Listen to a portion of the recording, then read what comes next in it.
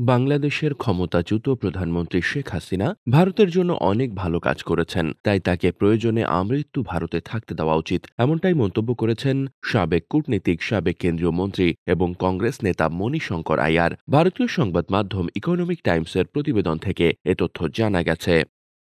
গত শনিবার রাতে মণিশঙ্কর আয়ার বলেছেন, বাংলাদেশের প্রধানমন্ত্রী শেখ হাসিনাকে যতদিন ইচ্ছা ভারতে থাকার সুযোগ দেওয়া উচিত। তিনি বলেন, গত মাসে ভারতের পররাষ্ট্র সচিব বিক্রম মিশ্রি ঢাকায় গিয়ে বাংলাদেশি কর্তৃপক্ষের সঙ্গে আলোচনা করেছেন, যা খুবই ইতিবাচক। কলকাতায় ১৬তম আপিজয় সাহিত্য উৎসবে পিটিআইকে দেওয়া সাক্ষাৎকারে মণিশঙ্কর আয়ার বলেন, এই আলোচনা অব্যাহত রাখা দরকার এবং ভারতের উচিত বাংলাদেশের অন্তর্বর্তী সরকারের সঙ্গে সরাসরি মন্ত্রী পর্যায়ে যোগাযোগ স্থাপন করা। বাংলাদেশ সরকারের পক্ষ থেকে শেখ হাসিনাকে প্রত্যার্পণের দাবির বিষয়ে আইয়ার বলেন, আমি বিশ্বাস করি আমরা সবাই একমত হব যে শেখ হাসিনা আমাদের জন্য অনেক ভালো কাজ করেছেন। আমি খুশি যে তাকে আশ্রয় দেওয়া হয়েছে। যতদিন তিনি থাকতে চান, এমনকি তা সারা জীবন হলেও আমাদের তাকে অতিথি হিসেবে রাখা উচিত।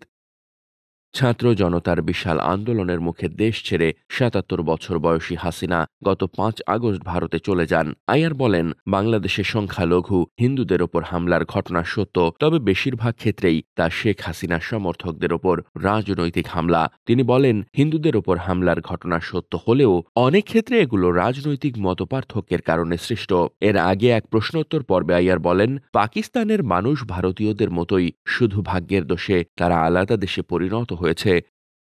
তিনি আরো বলেন, আমি একজন তামিল, আমার স্ত্রী পাঞ্জাবি। আমাদের মধ্যে যে পার্থক্য তার চেয়েও কম পার্থক্য আমার স্ত্রীর সঙ্গে একজন পাকিস্তানি পাঞ্জাবির। নরেন্দ্র মোদীর সরকারকে আক্রমণ করে আইয়ার বলেন, আমাদের সার্জিক্যাল স্ট্রাইকের সাহস আছে, কিন্তু এই সরকারের টেবিলে বসে পাকিস্তানের সঙ্গে আলোচনার সাহস নেই। তিনি বলেন, পাকিস্তান একদিকে সন্ত্রাস ছড়ায়, অন্যদিকে নিজেরাও সন্ত্রাসের শিকার। তারা ভেবেছিল তালেবানকে আফগানিস্তানের ক্ষমতায় আনতে পারবে, কিন্তু এখন তাদের সবচেয়ে বড় হুমকি আফগানিস্তানের সেই তালেবানি।